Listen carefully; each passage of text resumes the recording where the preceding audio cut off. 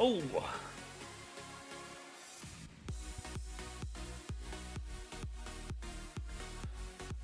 Morning, everyone. Morning.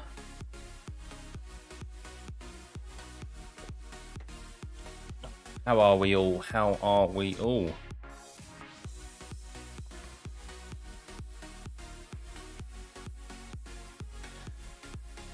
What a beautiful day.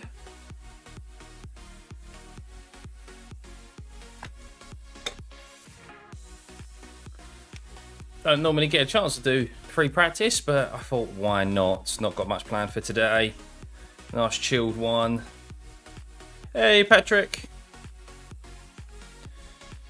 Nice chilled one. I thought, oh, let's get some. Let's get the Watchalong going early. Last one of the year, isn't it? Last one of the year, so why not? Football's on later on this afternoon. Well, 12:30, the big one. Manchester City versus Liverpool, which is on Sky Sports, which is nice.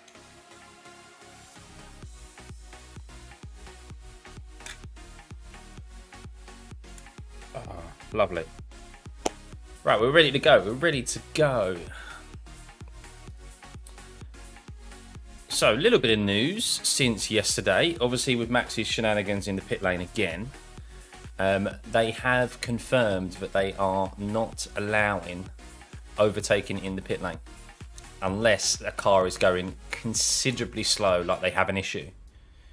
So, a bit more on top of the pit lane shenanigans, rightfully so. I think Max has been getting a little bit impatient recently. And there was kind of no need for that yesterday with it being only free practice too. So,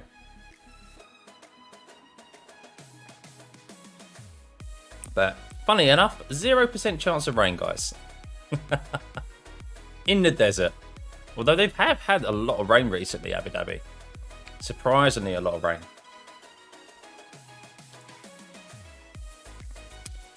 But what a season it's been, eh? What a season it's been. Oh, I can actually make this larger. I've got a bit more space now. There we go. Can move that up. Can we move it any more? Don't think we can. Bit over like that. There we go. Something like that. Oh. But yeah, don't really know what to expect here. I'm hoping we can end the year with. I'm hoping we can end the year with someone else other than Max winning. Let's be honest, 19 wins it'll be for Max if he wins this race, which is just like obscene. And then, yeah, hopefully give us something going into next year. We'll see. We'll see. I've still got very low expectations for next year in regards to whether Red Bull will still be as dominant, or if anyone, sorry, double way around. Low expectations in anyone competing with Red Bull next year. That's the right word. That's the right way to say things. I think they're definitely still the team to beat. The cost cap penalty has pretty much had no effect on them. And even though they've stopped developing the car since Singapore, which was confirmed to us yesterday via the development / sim racing driver for them, Jake Dennis, who did the practice one, Formula E champion. No team has still been able to kind of truly catch up to him and overtake him. So, yeah.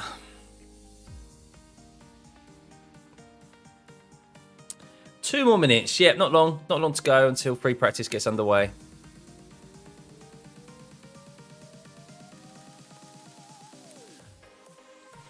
So we'll see obviously what teams do regards to running. I don't know.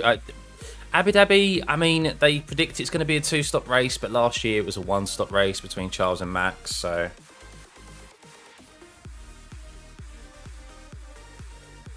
But it's, what is it, 43.2 degree track temperature. But we're going to see any more crashes again. Obviously, that bump at turn 3 here, yeah, turn 3. So the bump at turn 3 here that caught signs out yesterday bumps are not good for the ground effect cars, because the ground effect cars, they work by forming suction of the ground below. They're not necessarily pushed into the ground from the air traveling over the top. It's all about the tunnels that are created and the pathways of the floor, in a very kind of rudimentary sense there. That's very, very basic explanation of aerodynamics of how the floor works in F1 cars.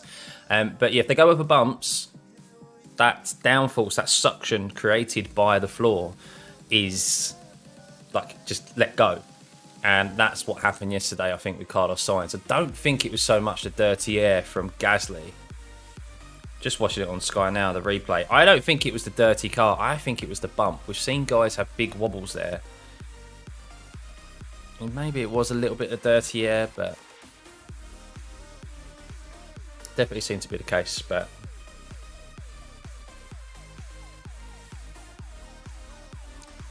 only less than a minute, guys, until they get out on track.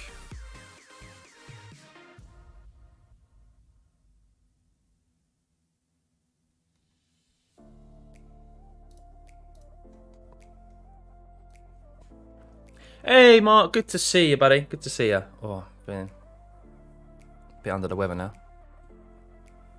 Let's see if Sainz crash. No, he won't crash again. He won't crash again. So just looking at the point standings as practice is getting underway. So 392 points between on his Mercedes, sorry, and Ferrari's on 388. So there's only 6 points, no, 4 points separating them as the constructors. Anyone else there? Aston Martin and McLaren, it's a bit close between them. Of course, the only thing really to play for now is like, okay, money, prize money in regards to where they finish and where will they end up in regards to where they end up. If the further down they finish, the more wind tunnel time they get for next year. So here we go. Lewis Hamilton first out.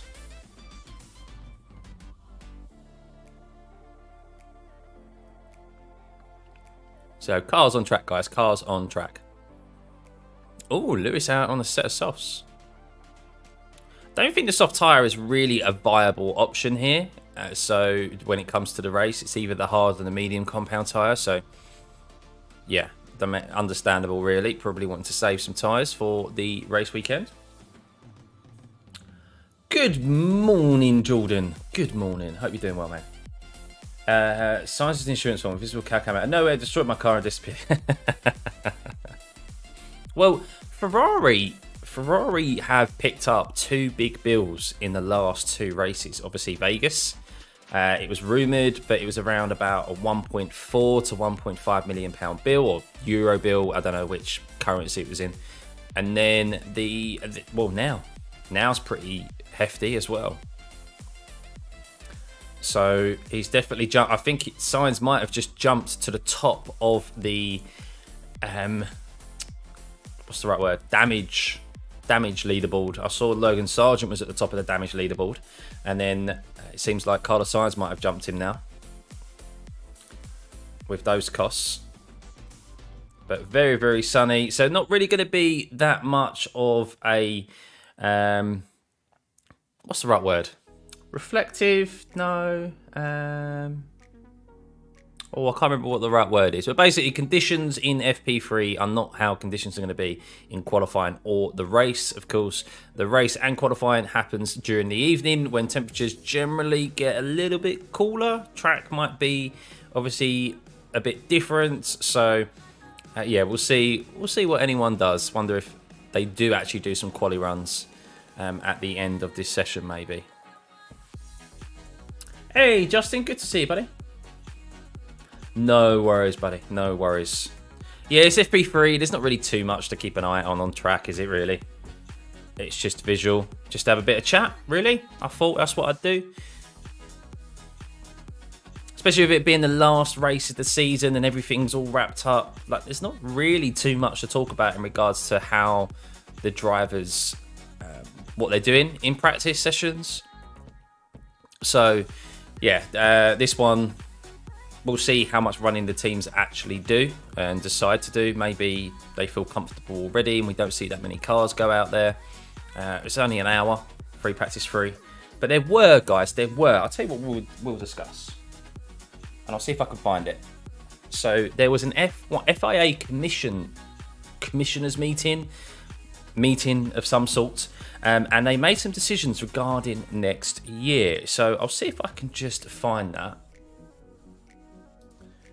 FIA meeting. They always kind of do it at the end of the year.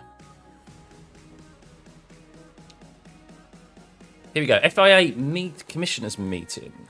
Or commission meeting. So I'll see if I can bring this down for you in a bit more of a tidier format. Where can I stick this? I'll put this here for a second. Or maybe I can make it smaller and put it down at the bottom. No. There we go. I'll put it like there. I'll put it there for the time being. So this is the meeting that the FIA has at the end of the year, generally at Abu Dhabi, and they've come up with a few points of interest for next year. So the Commission gave overall support for an update to the sprint format for 2024 to rationalise the weekend by separating sprint activities from those for the Grand Prix. So I'm assuming that means that we're not going to have qualifying on the Friday and then the race on the Sunday with the sprint race in between. The sprint race will probably be its own entity, maybe on the Friday, with the qualifying and the sprint race, and then the Saturday will be a practice session qualifying. I don't know, something along those lines, where it's not like we're having qualifying on the Friday and then having to wait the whole weekend until the race on Sunday. So yeah, particularly regarding timing and parc ferme regulations. So obviously a lot of teams have been complaining the fact that they've only got one practice session to set up the car, and then they're locked in for the whole weekend regardless. Wet weather package spray reduction test. So the commission members acknowledge the importance of this project, and a further test will take place in 24. The use of a cover design that completely envelops the tyre in order to establish a proof of concept for wheel cover, future direction. So basically, as we know, a lot of wet tyre, they're very against wet weather racing now because of the amount of spray they give off. It's not so much that the drivers can't handle wet weather, it's the fact that the visibility is shocking because of the spray. So they want to find a solution to limit the amount of spray that the tyres give off, so that we can actually see some wet weather racing. Good decision. Tyre strategy. Future tyres should be focused on reducing issues of overheating and improving the raceability of tyres. They're going to keep tyre blankets until 2025. That's a good decision. There'd be absolute carnage if there were no tyre blankets. We know how difficult it is to warm up these tyres anyway. Tyre allocation to this commission elected to stay with a standard 13 sets of dry tyres. Driver cooling. So, of course, at the Qatar Grand Prix, there was massive issues with how the drivers were for a number of reasons. So they're going to put a scoop in for added driver cooling. What else is here? Hang on. Technical regulations. What is that? Go back up. Updates, technical and sporting regulations. Mitigating danger created by metallic components in the floor. That's not really worth noting. Safety updates. Financial regulations. Sustainability initiative costs. So they're going to make more refinements to that. And then this is an interesting one. The commission agreed that no work may be carried out on the development of a car for the 2026 season before the start of 2025. So that right there is an interesting one, because of course, if Red Bull, let's say Red Bull are so far ahead in the next 2 years, they could just start working on like 2026 already, like 2 years ahead. That's other teams as well. It's to make sure that there are teams trying to be competitive to the end of this kind of set of regulations. The ground effects cars are still going to be in effect, and we're not going to see changes in regards to that, but we are going to see changes, of course, to the new engine regulations. So I wonder how they're going to be able to monitor that. I wonder how they're going to be able to monitor that. Unless they've got people actually in like the buildings and work, like based in Mercedes, based in Red Bull, Ferrari, etc. How are they going to be able to monitor that the teams aren't working on the car for 2026? Tricky one, that. Ferrari versus Mercedes for P2. It is, yes, it is. So there's 4 points separating them, I believe. So we'll see. Perez, top of the timing sheets there. 25-4. Perez does well here. We could see a Perez win. Perez does like it at Abu Dhabi. Of course, Max is still favourite, but have McLaren got pace here this weekend? That's the question I'm asking, because Vegas, they seem to have much better race pace than they did in quali. Quali's what ruined them.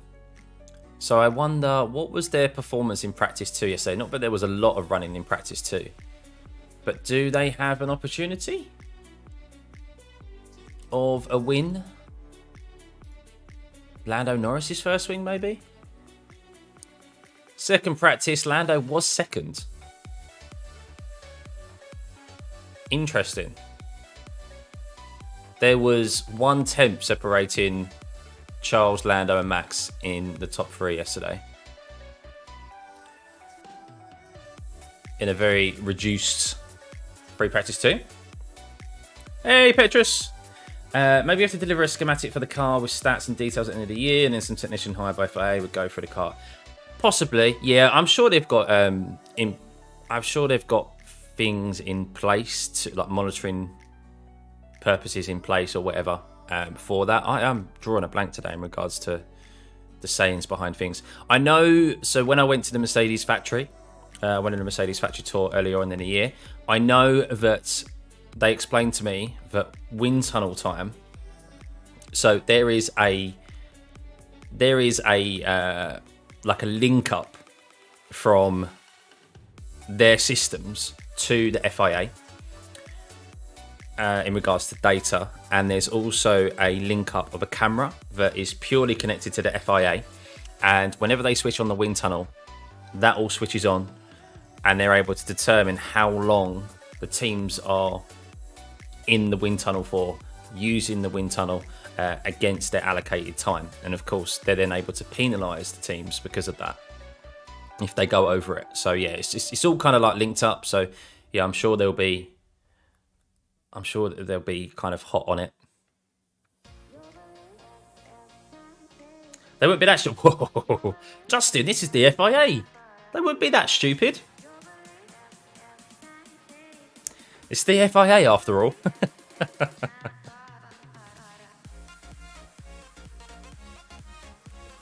I think the FIA generally is not too bad when it comes to like that sort of stuff, like off track, monitoring like regulations and things. I think it's just obviously what happens on track and around the circuit. That's where they kind of lack. I'd still like to see full-time stewards. I don't know about you guys.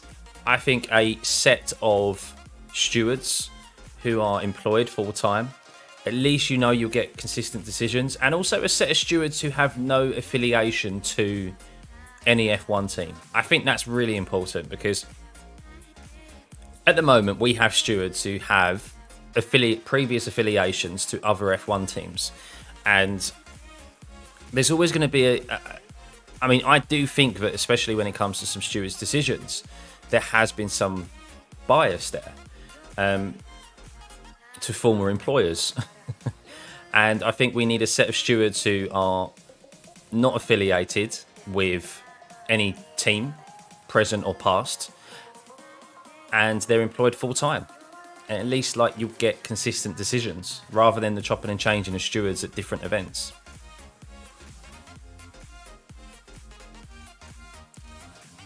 Max need a free 510 because he overtakes. Sorry, free 510. What's that, Eden? I can't make out what that means. Yeah, off the track they want to try and make it equal, but then on track some bias seems to slip through. Yeah, definitely. Well, it's different. It's kind of different departments, isn't it? That's the thing. Like the FIA is massive, So in regards to managing the technical regulations and that element of the sport, I think they're pretty good on. I think they are. Because it doesn't... If you think about it, there's been no protests, is there? Normally with F1, there's protests on like what the teams are doing, like parts and stuff like that. And all of the teams are pretty much like... For one, they probably don't know what it is that Red Bull is doing that is so good. So they have to realise why they are so good. Are they using something that's illegal and against the regulations to protest it in the first place? But in the past, we've seen so many protests against like teams who are really quick from the outset. Like Brawn with the double diffuser. We saw it with Mercedes. They were protested consistently by Red Bull for certain parts that they were bringing. So it all seems to be the teams are very nicey at the moment in that sense, but they're all kind of in acceptance that, yeah, Red Bull have just done a better job than them and they've just managed to hook it all up. So, yeah, and obviously the technical regulations haven't seen, the guys who managed that haven't seen anything illegal on any of the cars. I think it was the only thing that kind of got outlawed was like Aston Martin's rear wing, was it? Their funky rear wing that they introduced last year. That was against the spirit of the regulations because it would give off more dirty air. So, other than that, I think that's about it.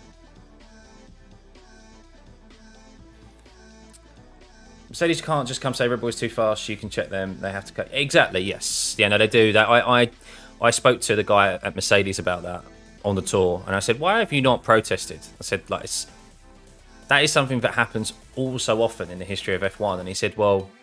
And I found it quite damning, actually, of how kind of stuck Mercedes were at the start of the year. He said, we need to know what it is that they're doing. We need to understand their car and understand, okay, that's illegal, or we think that's against the regulations. And we don't. And I was like, oof, okay. So you don't know why they're so quick. That's not looking good for you. Like, if you don't know why they're so quick. This was just before they put the side pods on the car. But I think next year, I do think Mercedes will be better. I think you have to remember that this year they've got, while they've introduced side pods, while they've introduced like a new suspension, a new floor, all these different elements, it's still on a car, when you get down to the bones of it, or the skeleton of it, is designed for no side pods. It's designed for a kind of a different methodology, a different concept. So it's almost like a what was the word I described it? I said a DIY car. It's almost like a DIY car where things are bolted on to areas and glued on to areas where it necessarily shouldn't be if it was a different built from the ground up. So from next year, I think you'll see a better car from them. It's going to be built from the ground up for its purpose. Everything's going to be kind of in the place that it should be. The suspension is a massive factor here. Red Bull, I mean, AlphaTauri got Red Bull's rear suspension in the last few races. I think it was Mexico. Everyone was like, whoa, where did Daniel Ricciardo come from, sticking it in the top five in qualifying? Well, they've basically bolted on Red Bull's new suspension that they've used this year or last year, and that's made a massive improvement. So it's not just all about the floor, it's not all just about side pods. A lot of it is to do with suspension, and the Red Bull is just so key on its tyres. But I think we've said Ferrari, if you've seen Ferrari this year, they have the 1 lap pace on Red Bull. Mercedes have kind of had it at a couple of races, but majority, you'd say Ferrari has probably been closest in regards to like single lap pace to Red Bull, even beating them to pole position in some cases. But Red Bull can go quicker for longer because they are so good on their tyres, whereas Ferrari kill their tyres. So, oh no, I've got no mods it.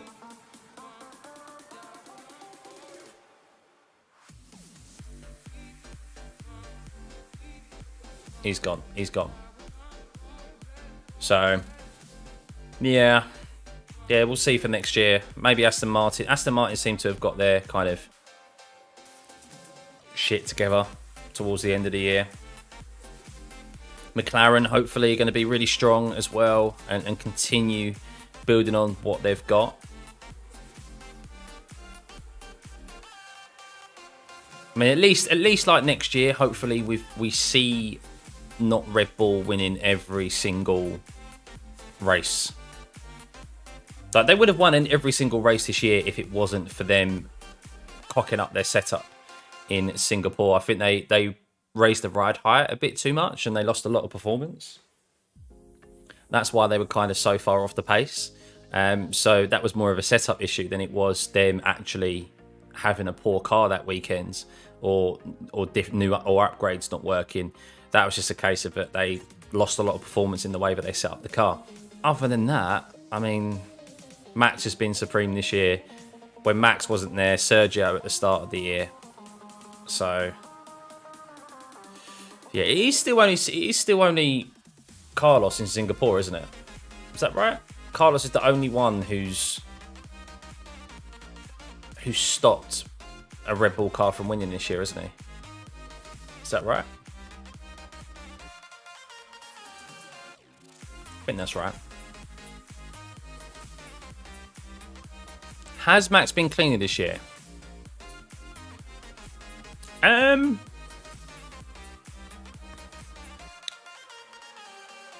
It's difficult to say because he's in such a fast car. He's in such a dominant car. How much true wheel-to-wheel racing has he had? I like to think that he has got cleaner, but when he's in such a faster car and cars kind of, when he has been the odd occasion where he's been out of position, cars don't really they don't go wheel to wheel with him because they know he's so quick. Like, why is Lance Stroll or Alonso when he's coming through the field, or Ocon or Gasly, why are they going to fight him when all they're going to do is lose time? So I still think jury's out there in regards to Max being cleaner. Of course, we saw turn 1 last week at Vegas, which was a bit... He said he didn't mean it, but I think he knew what he was doing. I think we've seen that move all so often in Max's career. I suppose you'll only really be able to say, has Max got cleaner once he has a true challenge from another team. Not necessarily his teammate, but from another team, whether that be Charles, Sainz, Russell, Lewis. Yeah, we'll see. I mean, he's got caught up in a few knocks this year. Of course, George last week was George's fault. You could also argue, while I thought it was a great overtake, was there any need to send it there when you've got that 2 kilometre straight down the strip where you could easily have got past George? Was the decision making there correct? In hindsight, the way the race panned out and the safety car ruined Leclerc's race, to be honest, and flipped that race kind of on its head in regards to tyre life. And was fortunate that Perez was able to get on the back of Leclerc and put him under pressure on fresher tyres, and Leclerc was defending on older tyres. But then you look at Baku, we go back to Baku when he was out of position and he tried to hang it round the outside of George again on a street circuit when George was right to hold his position. And they made contact there. It was a very, very risky move in a very fast car. So I think we've still seen a few instances. I mean, it's a long season as well in the grand scheme of things. Like, how 23 races we've had, or 22 races, more than 22 races if you count the sprints. Like, to go a whole year without making any mistake whatsoever is a tall order. So I'm not going to be too harsh to him in that sense. Like, if you look at golfers as an example, they will not play a single round where they don't hit a poor shot. So it's the same with racing drivers, especially where it's with split-second decisions as well, of whether you go for a move or you don't. So I think generally he's been very, very good this year in regards to like how clean he's been. A couple of decisions you think maybe you should have like thought a bit differently there. But in regards to will-to-will battling, how much has he truly had this year? Not a lot, hardly any. So I think we need to see him have a proper opportunity. I mean, last time he had true will-to-will battling was with Leclerc at the start of last year, 2022, which was very, very enjoyable to watch. They both gave each other a room. It was very respectful fighting. And then since then, like, he hasn't had really anything. So, morning, Ace, morning. So what we're hoping for is that cars next year are more equal, so the drivers' brains and team tactics come more into play. Well, yes, of course it is. Yeah, you always want that. And when you think about it, if you take Max out of the equation, even Max, like, and still include Perez, if you take Max out of the equation and that package as a whole, and I do call it a package because it's an amazing car, it's an amazing driver, and it's an amazing team. They don't make mistakes. They're always very good on strategy. They're always very good in their pit stops. Like I do generally think we are seeing the best all-round performance we've ever seen in F1. I generally think we are. Because Mercedes, in their dominant years, if you actually go back and look at their pit stops and you look at their strategy calls, they weren't that great. They weren't that great. And it's something they've definitely had to improve on recently.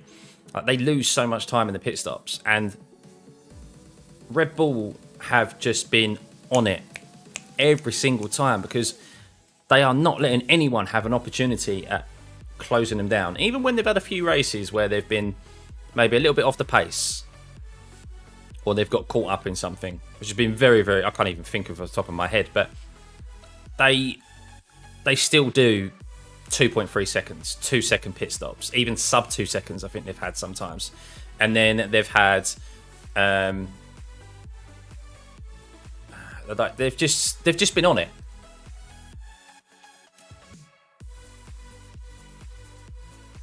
So it pains me to say, but you are watching like I think the best all-round package we've ever seen in F1.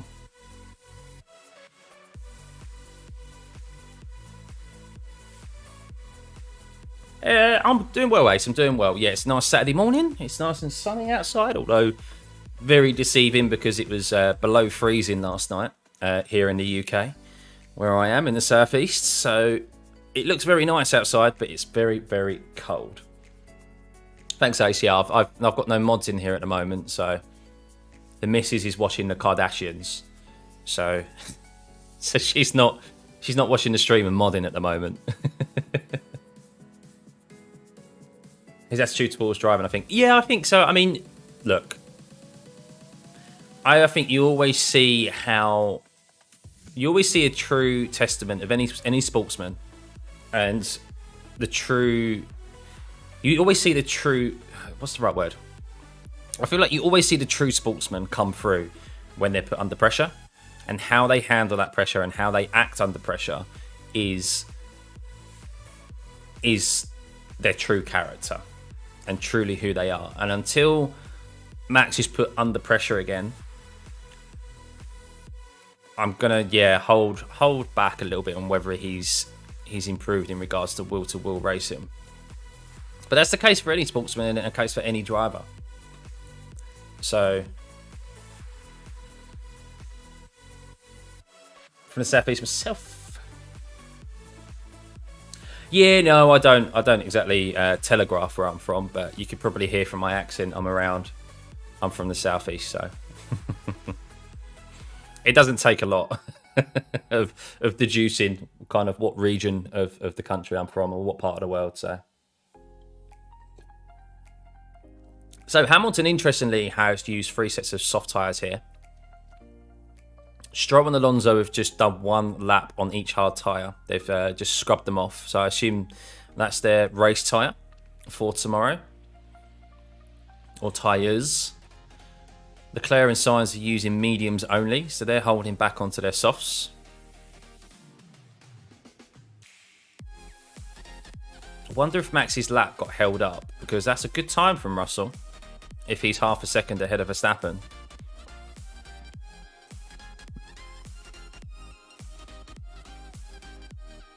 I totally agree, Ace. Yeah, I totally agree.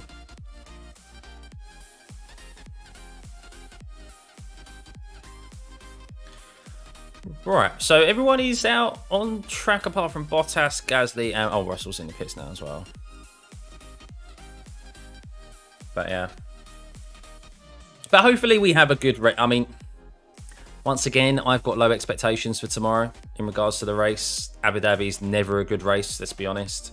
They've made changes to the circuit, but how much better has it made racing? I don't think, like, at all.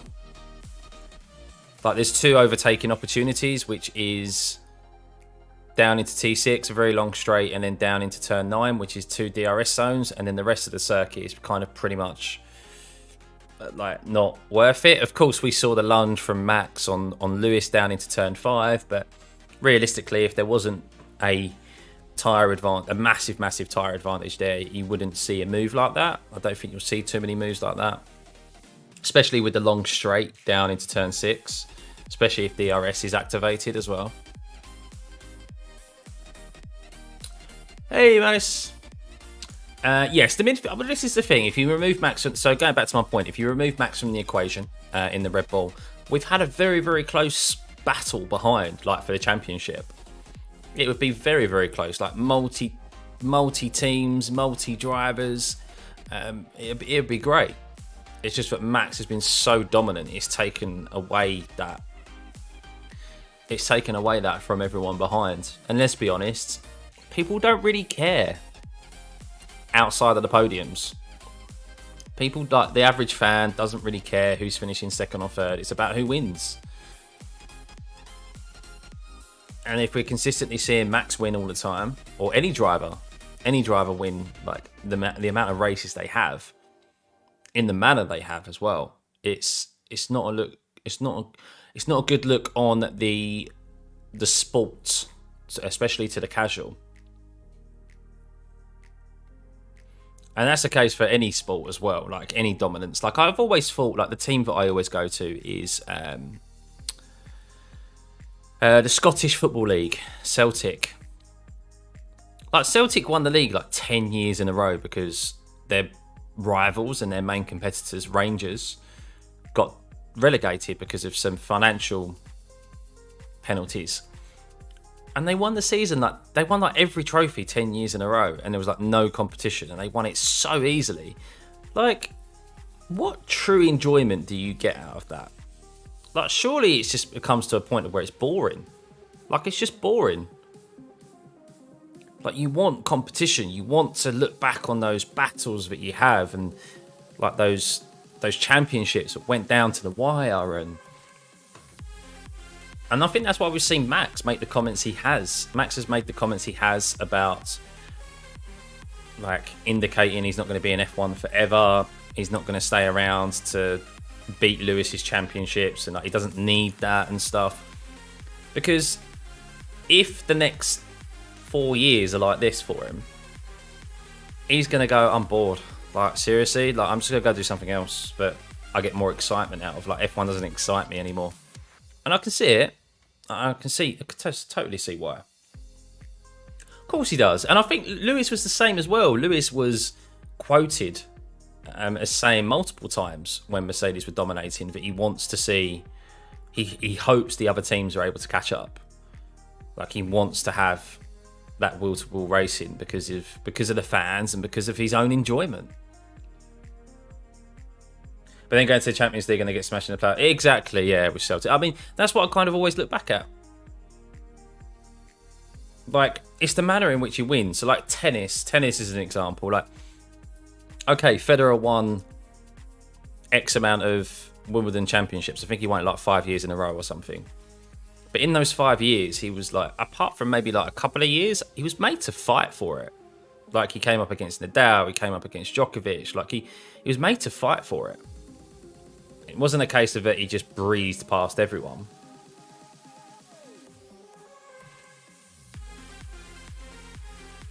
Definitely, Ace, definitely. Yeah, and they're the ones that you'll look back on. And you have to think as well, like, of course, Abu Dhabi 21 was very, very controversial.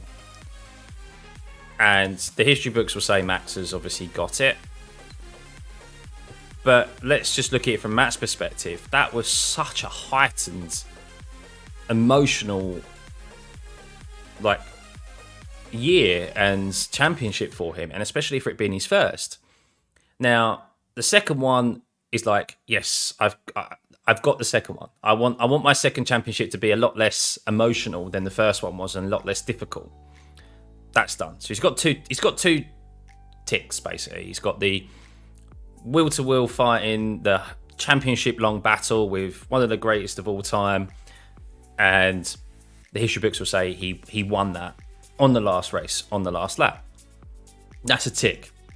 He's then had the nice, easy, chilled championship win the next year after the really heightened season of 2021. That's a tick. Okay. Well, I'd like a bit more of a fight and a challenge in year 3. I still want to win, but I'd like someone to fight. And he's just like had it even easier than he did in 2022. And that's why he's been very like, oh, I've got more races. I'm turning up to every race and I'm winning everything. It's not just because of his ability, but because of the car and because of how good Red Bull are. His teammate hasn't been able to fight against him, so he hasn't even got his teammate who's in arguably equal machinery. And I totally see why he's like, oh, I'll get more enjoyment of going and doing sim racing, because he has more of a challenge on sim racing, because it's more of a level playing field than it is in F1 at the moment for him. So, hey Ram, I'm good, buddy, you?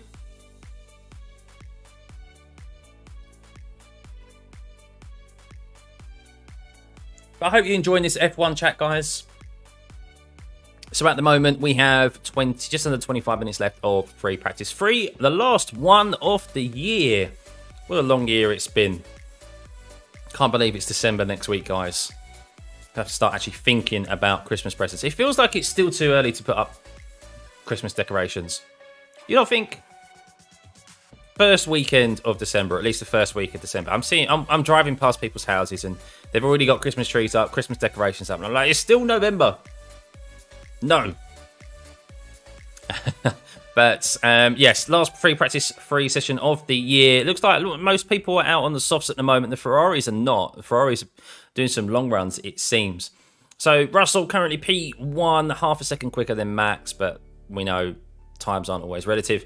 Piastri in P3. I think the McLaren is going to be strong here this weekend. Don't really know where the Aston Martins are. The Aston Martins have been good recently, but I think they're still going to be off the pace. So they're 5th and 6th. Norris in 7th. Ocon 8th. Albon 9th. I think the Williams don't look too bad this weekend. Sonoda 10th, Sargent 11th, Hamilton in 12th. He's doing a long run on the soft tyres at the moment.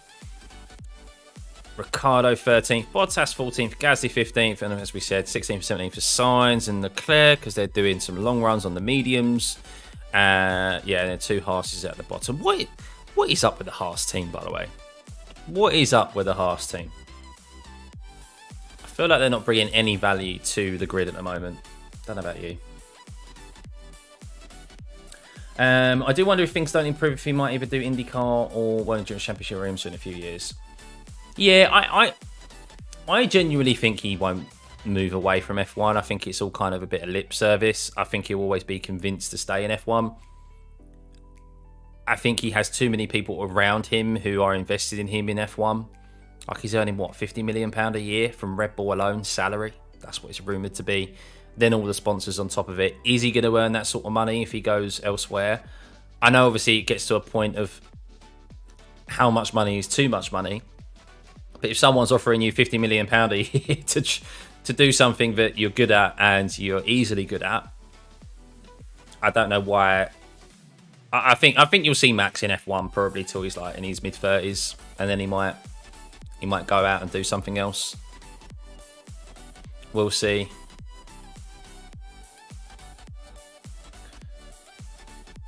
But I think you will see him. He loves endurance racing. He loves the sim racing side of things. So yeah, I think you'll see Max do Le Mans one year. He'll not necessarily IMSA, but I think you'll definitely see him dip into Le Mans and the World Endurance Championship in the future.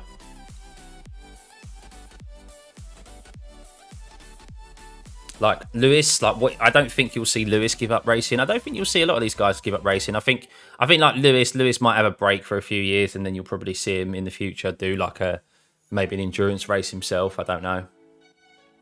I mean, he'll probably go into like music and stuff, but these guys are drivers at heart. It's what they've been doing since they were as a kid. They're not just going to give up.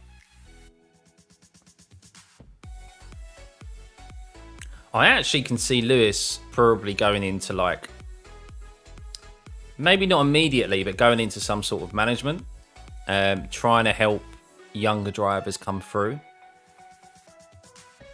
I can see him probably doing something like that.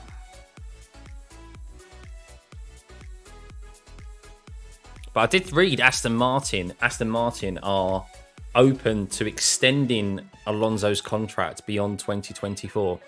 So if Alonso is going to be there in 2025, that means Alonso will be 44. Easily the oldest driver ever in F1.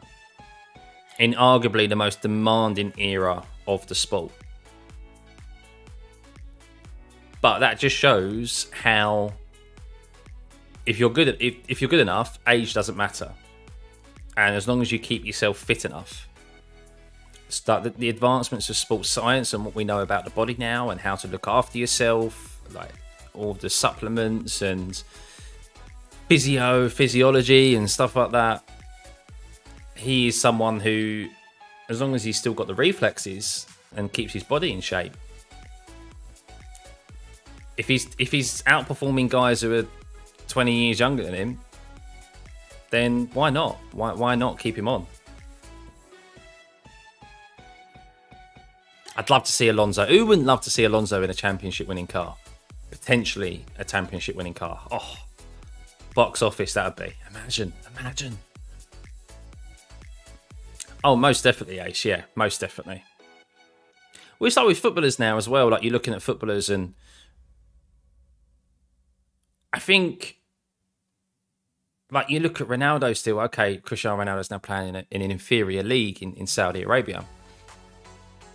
But he's super fit. He still makes those dashes. He still jumps higher than everyone else. He still scores amazing goals. He's still got the strength, and he's 38. And it's like, why wouldn't... I still think any team in like the Premier League would benefit from having him up front. And it's because he's got a body of a 28-year-old, 30-year-old, like 10 years younger than what he's actually is. So yeah, you're seeing footballers. The only thing is, of course, is injury. That's something that you can't get past. Is like kind of the recovery. As you get older, it takes longer. But if you keep yourself in check and you're able to avoid injury, then yeah, I mean, why wouldn't you? I mean, age is just a number now. It's just a number. If you're putting up the stats and you're getting the numbers, then why not? And these F1 drivers are the fittest sportsmen. They are some of the fittest sportsmen in the world. Especially with the amount of races they do now, the amount of races they do in a year. Like, they don't look it. Like, you know they're fit. And they don't specifically look it because they're not bulky. But we obviously always associate strength with like size and muscle. But that's not the case. There's tensile strength. And these guys definitely have that. Like, yeah, their necks are unbelievably strong. Like, their bodies, like how they're thrown side to side all the time. Like, their core just I mean, I remember doing go-karting for the first time in like 5 years. And, oh my God, I was in pieces afterwards. Let alone what these guys go through.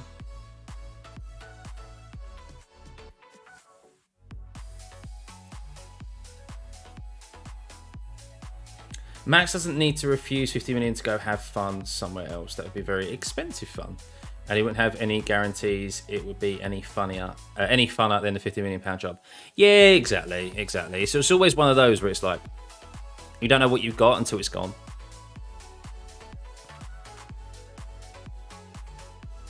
And I don't think this dominance will last forever. Like, I think the other teams will catch up. And I think they'll catch up sooner rather than later. And they'll be having some fights. Like, I don't think... At least I hope we don't see another season where any driver wins 19 races in a season.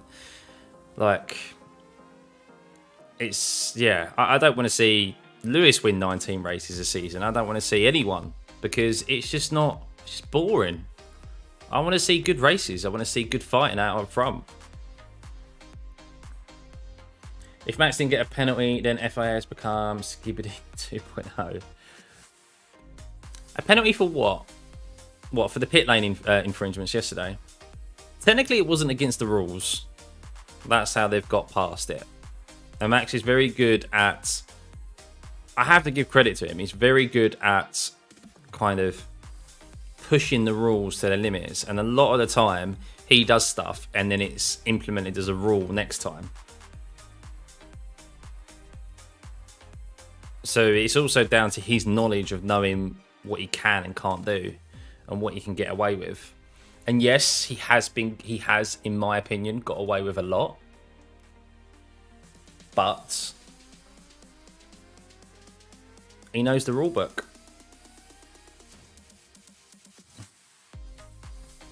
If he has no Red Bull, then Hamilton, Alonso, round 1 to 16, Singapore. Yes. Well, this is, yeah, I mean, that's it, isn't it? Behind Verstappen, it's been a very, very close fight, and it's been a good season.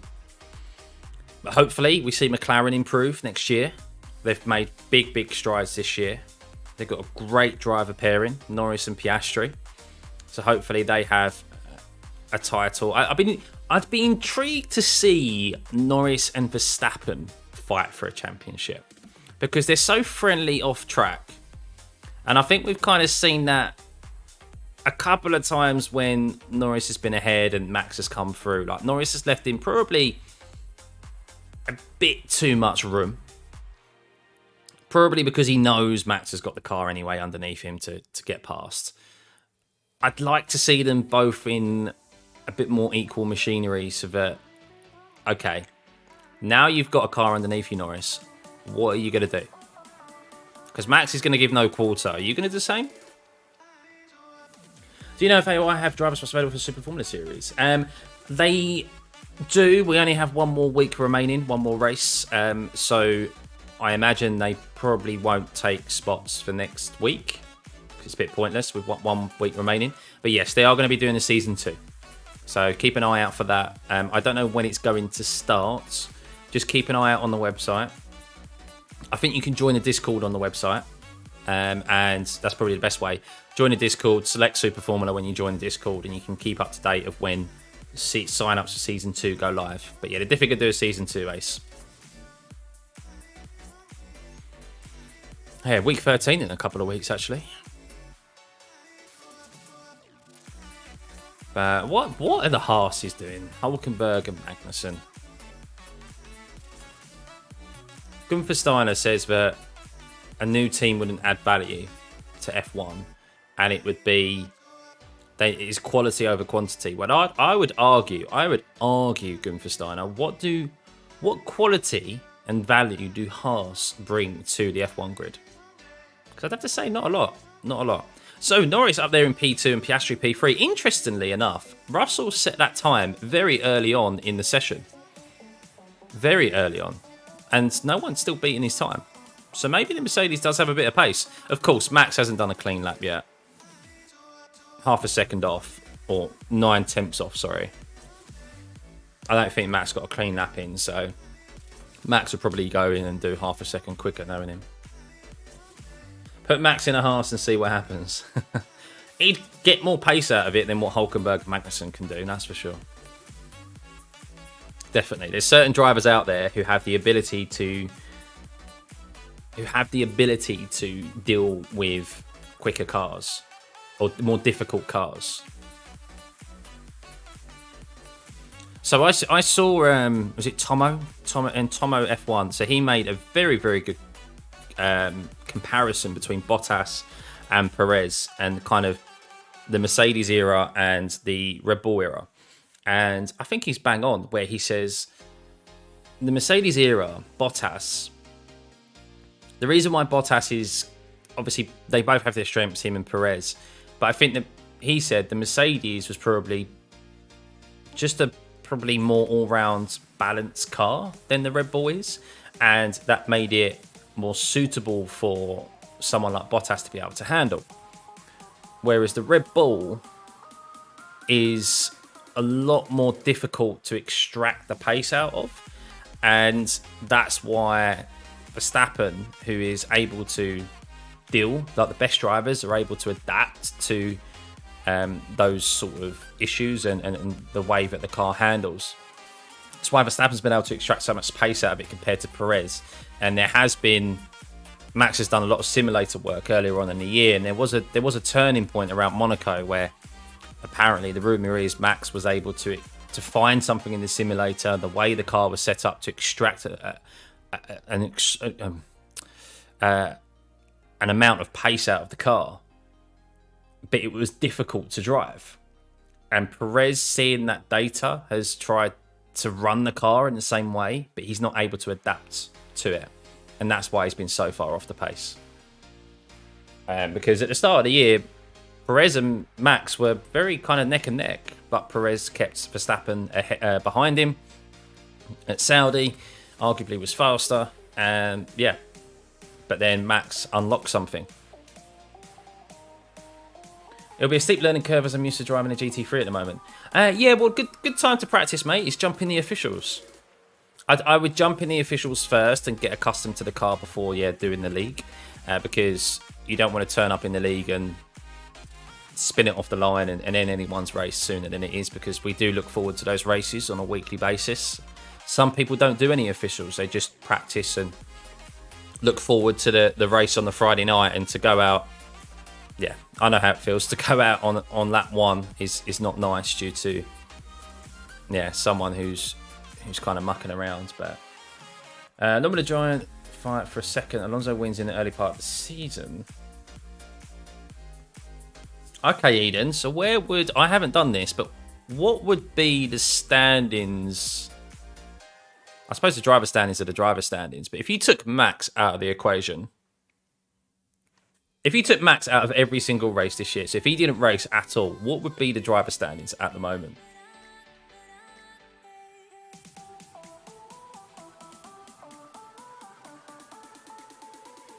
Yeah, you'll get there, mate. You'll get there.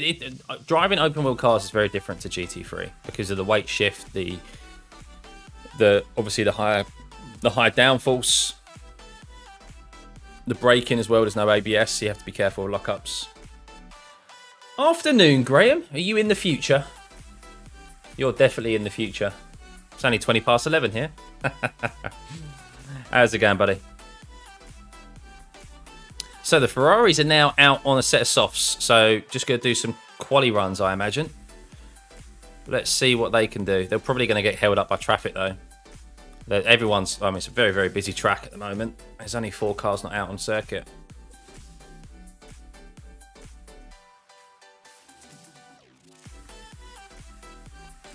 Track temperature has got cooler, though.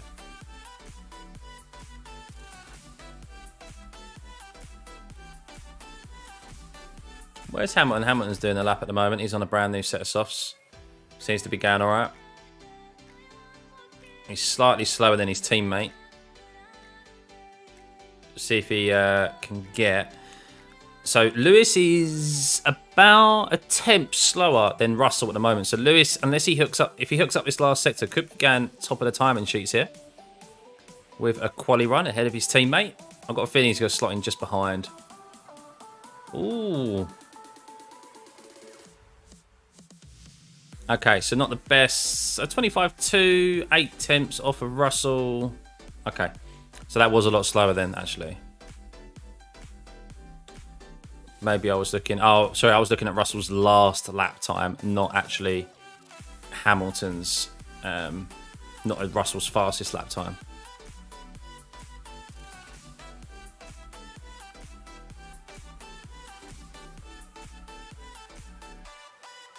Albon up there in P4 as well, and Sargent.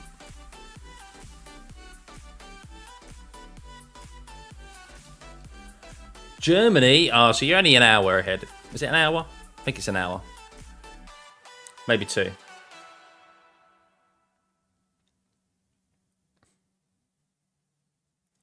Singapore was great. Yeah, Singapore was a good GP.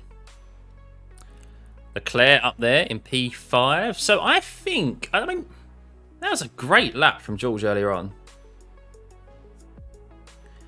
Max is not happy with the setup. The car is again bottoming, jumping. I don't know. Just watching Leclerc's onboard, he's getting a bit of porpoising as he heads down the main straight, or the back straight. So maybe the Red Bull is not hooked up in setup this weekend, guys.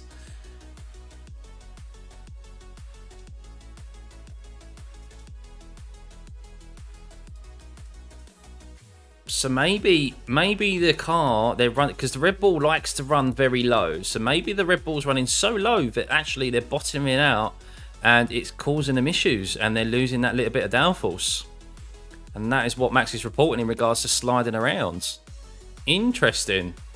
So maybe we might not get a Red Bull win this weekend, guys. Maybe they've made an issue with the setup and they might have to... I mean, there's only 5 minutes remaining of the session.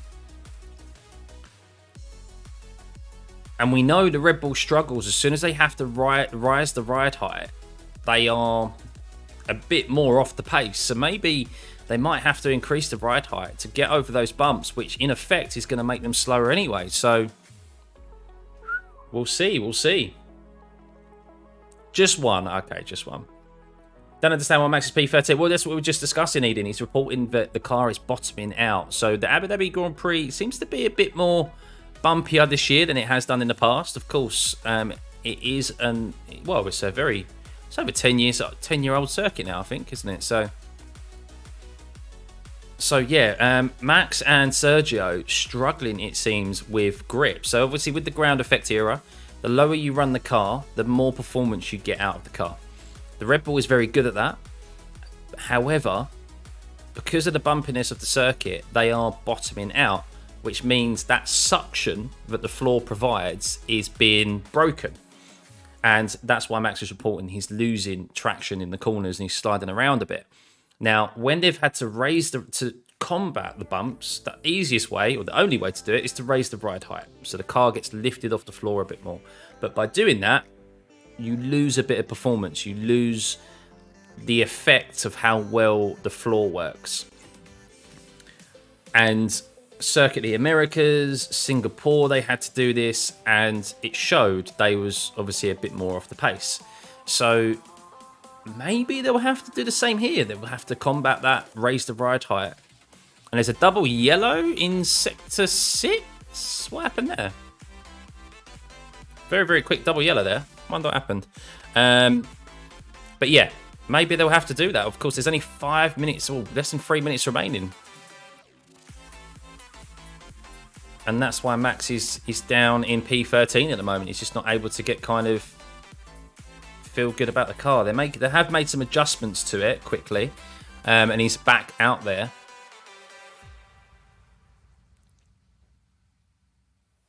So we'll see. We'll see.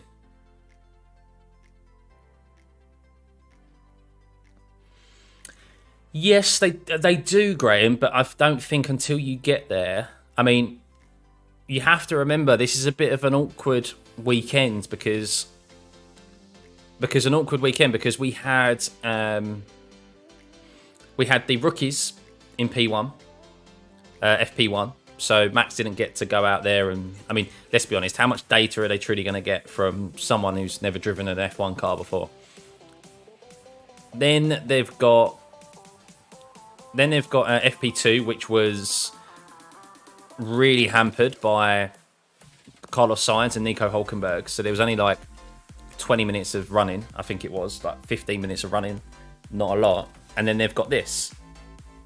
So yeah, it's not a lot of time for them to really dial in the setup, especially when they know how many, like, the circuit probably has changed quite a bit by the bumps, by the sounds of it.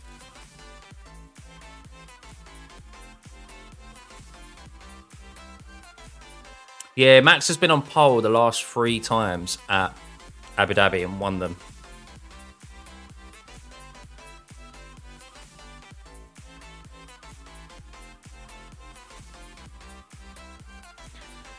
So Ferrari a little bit scratching their heads at how quick George Russell was in the last sector. But only 1 minute 40 odd now. So let's keep an eye on Max. Max is on a flying lap at the moment.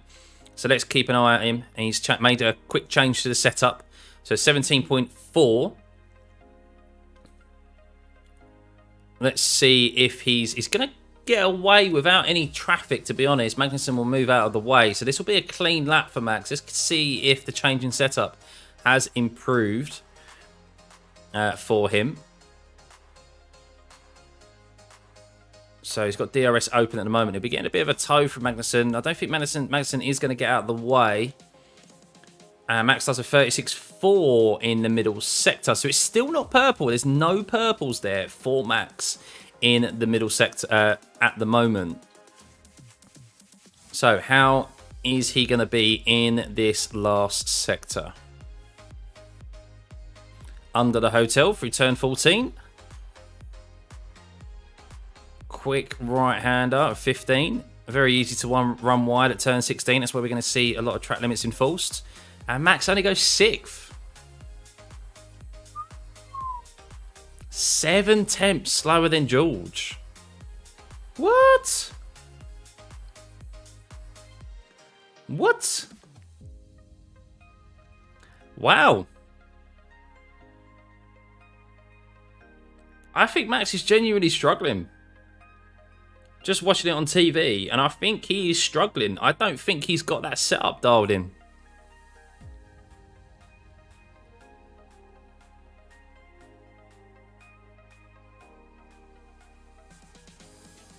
Russell's definitely doing some low fuel glory runs this weekend. You think? I don't know, Connor. I don't know. I don't think Max wants to be at the top of every session he can. I mean, maybe they are running more fuel, but Ferrari were on the radio going, like, where's George getting this time from?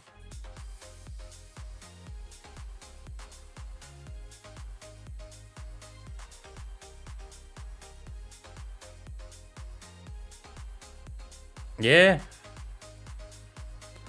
We'll see. Of course, proof in the pudding will be qualifying as practice has ended. Albon's up there in P4. Leclerc in P5. So I think we could see a bit of a shake-up here. I think we could.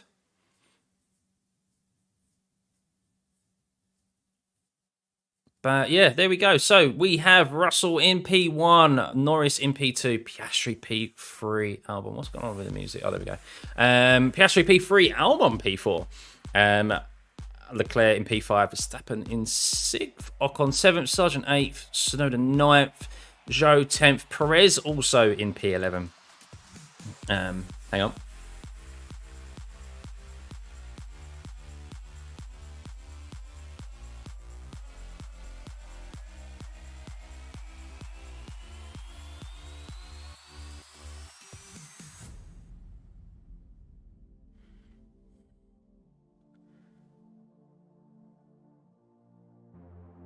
They reckon, yes, Ted Kravitz. So Ted Kravitz is just reporting. He thinks George is definitely in for pole position. Because George also didn't give his car up in FP1 for a rookie. So as we were saying, Max has only had 15 minutes yesterday in FP2. And then obviously today, an hour to dial in the setup. Now you would expect Red Bull to be able to cope with that. But it looks like I think they're genuinely struggling. And Russell has been able to get dialed into his setup. And I think the others are struggling. Might not get a win for the first time. Yeah, possibly.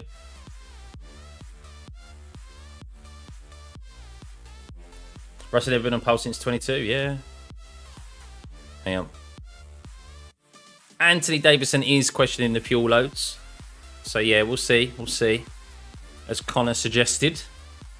He's doing some. Is he doing some glory runs?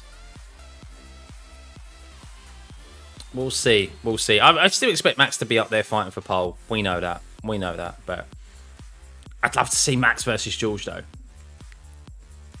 Who would love to see that? Like, actually going for the win. I think there's no love lost between those two, either Russell and Max. So. Oh, right, there we go, guys. There we go. That is the end of qualifying. Qualifying? Yeah, ahead of myself there. End of practice. Yes, we're going to be back for qualifying, Graham, at... let me just double check when it's actually on. 2 o'clock. So we'll be back at 1:30. I think the football's on at 12:30. Might not be at 1:30. Because Liverpool versus Man City is on at 12:30. So I'll probably be watching that and then be on... I'll be on either half an hour before or 15 minutes before, so... He had a 20 kilogram.